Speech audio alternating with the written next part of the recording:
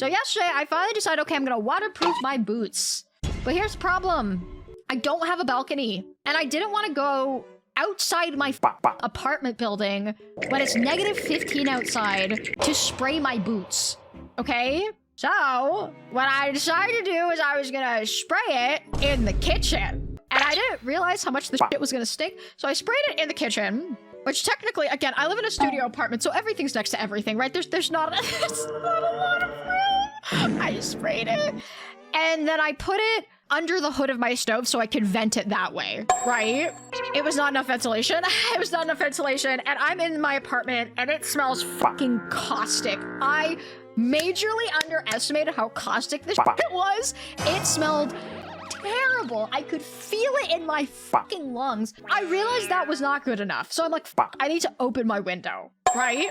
Chat, remember when I said it was like -15 degrees outside? Do you know what happens when it's -15 degrees outside? Your window freezes shut. My window was frozen shut and I'm in an apartment building, which means I can't go outside to like scrape the ice off. That is not an option. And then I look up to see how I could deal with it, and I find a video about how to use a hairdryer effectively on your frozen window, and it worked.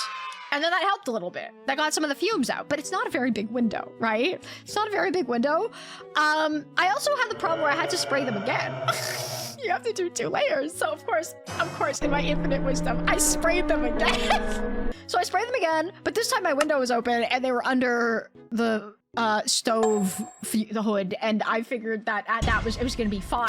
Okay, I figured that was good enough. If I couldn't smell it, it was probably fine, right?